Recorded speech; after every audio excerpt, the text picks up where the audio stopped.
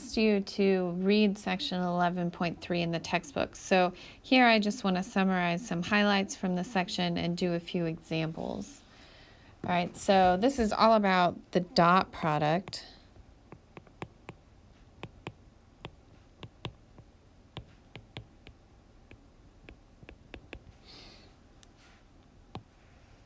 All right, and the formula for the dot product is pretty straightforward. So if I have, we're going to go in 3 dimensions, but this works in 2 dimensions too. So if I have 2 vectors, u and v,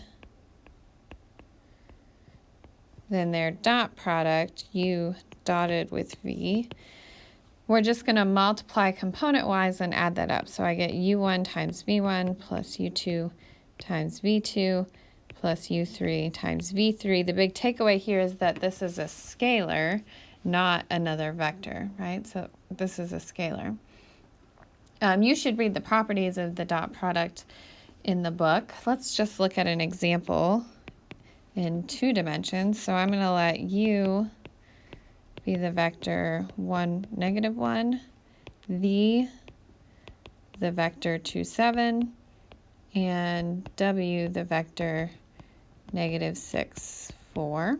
And let's just find some values. So I'm going to start with u dotted with v. Here we're just going to plug into the formula. So here I only have 2 components. I'm going to multiply the first component in each vector, so 1 times 2, and then add that to negative 1 times 7. So that gives me 2 minus 7, which is negative 5. What about u dotted with v and then dotted with, oh, not dotted with w? Why is that not a good thing to write? Well, u dot v is a scalar, and the dot product requires you to have 2 vectors. So this is going to be a scalar times the vector w. Well, u dot v we just found. It's negative 5. So the scalar multiple of w, so negative 5w, we just multiply in component-wise. So I get 30, negative 20. How about u dotted with 2v? Well, u again is 1, negative 1. And we want to dot that with twice v, so I'm going to multiply 2 in each component. So I get 4, 14, and now I want to take the dot product. So I get 1 times 4 plus negative 1 times 14, or 4 times negative 14, which is negative 10. All right, finally, let's look at the magnitude of v squared. Well, we have 2 options here. I could just find the magnitude of v. So the magnitude of v, I'm going to take square root of 2 squared plus 7 squared, and then I'm going to square that. So the square and the square root cancel. I'm left with 4 plus 28, which is 32. And if you read over the properties, you should have seen that if I square the magnitude, that's the same as just taking the dot product of the vector with itself. All right, so what other properties have you read in the book? You should have noticed that if I have 2 vectors, let me say u and v are vectors again. And let's let theta be the angle between them.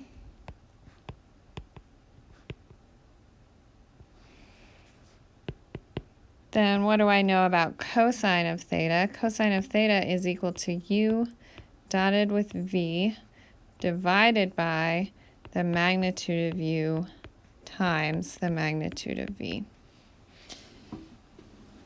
All right, now in your activity, you're going to look at this formula a little bit. And so one of the things you're going to answer is, what can we say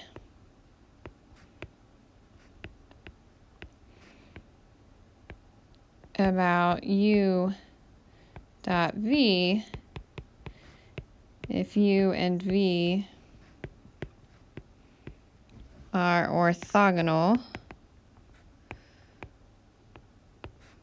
vectors. And what do I mean by orthogonal? That means the angle between them is a 90-degree angle.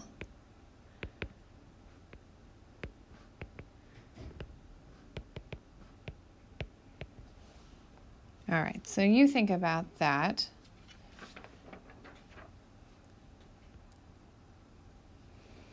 Now we can solve backwards. If I don't know the angle between two vectors, I can use this formula to find that angle. So let's look at an example of that. So let's let u be the vector in 3 dimensions, 3, -1, 2, and v the vector -4, 0, 2,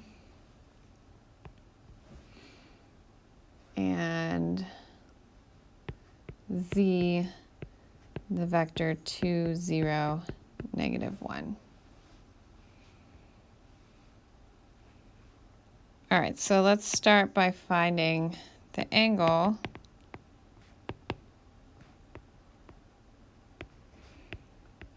between vectors u and v. So all I'm going to do here is plug into the formula. So I know that cosine of that angle has to equal u dotted with v divided by the magnitude of u times the magnitude of v. So let's plug in those values. U dotted with v, I'm going to have 3 times -4 plus -1 times 0 plus 2 times 2. And in the denominator, I have the square root of 3 squared plus -1 squared plus 2 squared times the square root of -4 squared plus 0 squared plus 2 squared. That's just our formula for magnitude of a vector. Let's clean that up a little bit. So I have -12 plus 4, so -8 on top. And on the bottom, I have the square root of 9 plus 1 plus 4, so 14, times the square root of 16 plus 4, so 20. And that's equal to cosine theta. And now I just want to take cosine inverse. So theta is cosine inverse of that. You should pull out, oops, -8. Pull out your calculator. And I'm going to plug it in just like this into my calculator.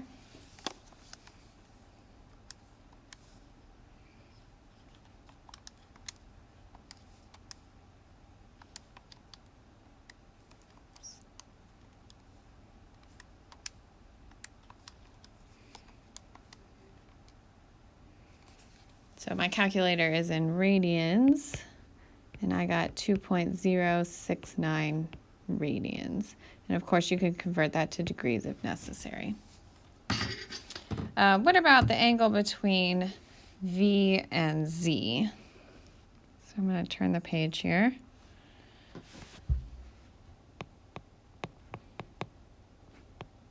That's not A, it's B. The angle between V, which was -402, and Z, which was 2, 0, -1. So again, I have cosine of theta equals now V dotted with Z. So I get -4 times 2 plus 0 times 0 plus 2 times -1 over the magnitude of V.